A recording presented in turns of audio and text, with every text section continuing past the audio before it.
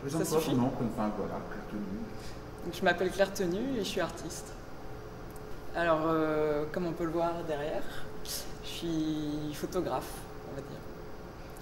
Mais après, je dis toujours en rigolant que la photographie, ça m'intéresse pas. Pourquoi? Parce que, au fond, c'est un moyen que je me suis donné pour peut-être être poète, en fait. Ce qui m'intéresse, pour moi, artiste ou poète, c'est déployer une sorte de capacité d'amour, en fait, pour tout ce qui nous entoure et le mettre en forme. La façon dont je travaille correspond peut-être à quelque chose de proche d'un artisan aussi, dans le sens où je ne me contente pas de juste prendre des photographies avec un appareil photo et puis après de faire en sorte que, par de multiples moyens, que ça existe. Mais je fabrique tout moi-même en fait. C'est-à-dire que les images, je les tire moi-même, quel que soit le format qu'on peut voir ici dans l'exposition. Je les contre-colle, je fais les cadres moi-même, je peins les cadres. Et effectivement, en fait, je fais assez peu d'images. Je suis pas du tout quelqu'un qui se balade toujours avec son appareil photo, qui, dès qu'elle voit quelque chose dans la rue ou ailleurs, fait une image, en fait. Et les images que je fais, enfin, je dis souvent que je travaille à la pièce, en fait.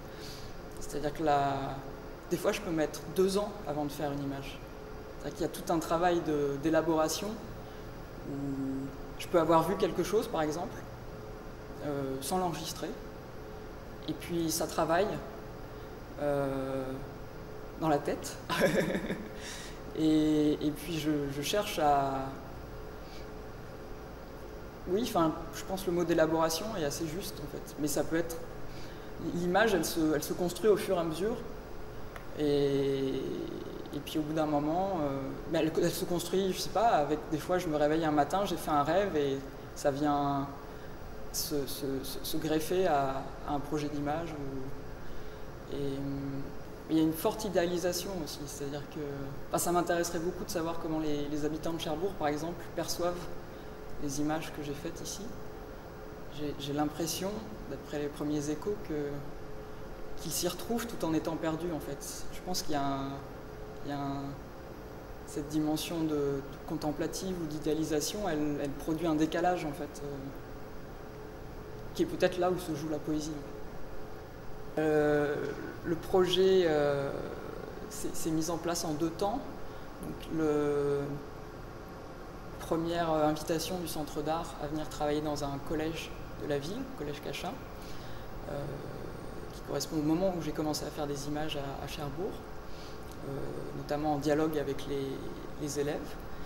Et puis, au bout d'un certain temps, la proposition m'a été faite de présenter les images que j'étais en train de commencer à produire à Cherbourg en relation avec des œuvres empruntées au musée Thomas-Henry à Cherbourg et de créer donc un dialogue dans l'espace entre des œuvres anciennes, des tableaux, des peintures, des gravures, des photographies anciennes et mes propres images. Il y a eu plusieurs moments dans le travail avec les élèves. J'ai travaillé avec plusieurs classes, j'ai fait différents petits projets avec différents professeurs. Ça pouvait aller aussi bien d'ateliers photographiques avec des élèves en option photo, où là ils ont produit des images eux-mêmes, qu'un travail thématique, comme je le disais, sur la question du monument ou sur la question de la représentation de la ville. Donc avec Isabelle Nicolet, une professeure de français et ses classes, on a travaillé voilà, sur la question de la représentation de la ville et j'ai proposé aux élèves de me passer des commandes sur ce principe que moi je débarquais à Cherbourg, c'était pas ma ville, et que j'avais envie d'en faire des images. Et en même temps, eux, ils étaient habitants de Cherbourg. Donc ils avaient une intimité aussi avec cette ville qu'ils traversaient tous les jours, où ils étaient éventuellement nés, qui n'était pas la mienne. Et j'avais envie de faire des images à partir de leur perception de la ville. Dans la photo de la place Napoléon, il y a du théâtre. C'est-à-dire qu'il y a une action a eu lieu. Et peut-être qu'elle va se reproduire. Mais il y a quasiment, je pense qu'on peut quasiment halluciner en fait. C'est-à-dire qu'on voit, l'action est invisible, mais elle est là quand même dans l'image. Moi je vois presque en fait les personnages dans l'image, alors qu'ils n'y sont pas, mais ils sont suggérés. C'est une image qui fonctionne sur la suggestion d'une action que du coup on peut voir si on se laisse aller à l'imagination justement. Et de la même façon finalement tout est possible et toute action peut survenir aussi dans l'image de la tour de l'observatoire dans le parc Emmanuelier, où peut surgir aussi une figure à tout instant dans l'imagination du regardeur. Donc le travail concerne la ville de Cherbourg, mais j'ai intégré une sorte d'extension qui pour moi participe aussi de la ville, parce que je pense qu'on ne peut pas penser la ville sans ses limites et ce qui n'est pas la ville. Et comme depuis que je viens à Cherbourg, j'ai toujours été très ému par le site du village où est né Jean-François Millet, Gruchy, qui est un endroit où je suis retourné régulièrement tout simplement pour y passer du temps, y prendre l'air. Des fois dans des moments où j'étais dans des états d'âme un peu tristes. Voilà. Et donc j'ai fait plusieurs œuvres qui se rattachent à ce site du village de Gruchy. Et notamment pendant près d'un an, j'ai tenté de photographier l'ouverture sur la mer quand on traverse le village et qu'on se retrouve au bout du village. On emprunte un petit chemin qui nous mène sur les falaises le long de la côte. Et un jour, je suis arrivé là-bas et comme d'habitude, j'ai essayé de faire des images. Puis comme d'habitude, je sentais que ça serait pas bien, ça serait raté, que la possibilité de rendre l'expérience assez bouleversante que je vivais à chaque fois en me rendant sur ce lieu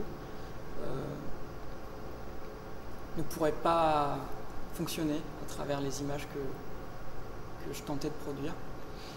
Et du coup, je me suis allongé sur des rochers. Et puis j'ai commencé à sortir mon petit appareil numérique, parce que j'ai quand même un petit appareil numérique comme tout le monde, pour prendre des notes, un appareil de travail en fait.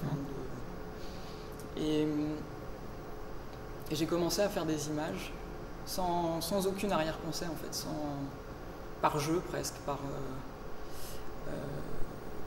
et de cette expérience-là est ressorti le montage de 4 images de Gruchy où on voit mon corps qui joue avec les lignes des falaises. Voilà. Et au moment même où je faisais ces images-là, j'ai compris que c'était cela que je cherchais à produire depuis un an en fait. Oui, je peux peut-être parler de plusieurs anecdotes même. Vas-y. L'une des plus marquantes, c'était la découverte dans les réserves du musée Thomas-Henry quand on établissait avec Louise Le Gall, la conservatrice, et puis l'équipe du Point du Jour, la liste des emprunts potentiels. Donc ça a été la découverte d'un panoramique photographique du 19e siècle représentant la ville de Cherbourg depuis le point de vue de la montagne du Roule, qui est un point de vue assez emblématique. Et ça a été vraiment une sorte de résurrection, je crois, parce que ce panoramique, personne n'en connaissait l'existence. Il était comme perdu là, dans les réserves, non inventorié. Et quand on a découvert tous ensemble cet objet, on a tous été évidemment stupéfaits, et ça a été une évidence tout de suite qu'il fallait l'intégrer dans l'exposition. Et du coup, il a subi tout un traitement de restauration assez impressionnant. Donc il faut remercier la restauratrice Laurence Martin, qui avec un de ses collègues a fait un travail absolument remarquable pour donner la possibilité à tout visiteur ici de voir cet objet qui, je crois, remporte un succès auprès des habitants de Cherbourg, notamment, qui fait plaisir. La meilleure raison de venir voir l'expo? Oula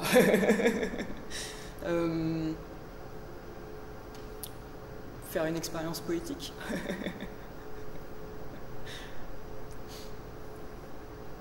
Claire tenue en un mot? Une fenêtre. Ton travail en un mot? Pas facile ça.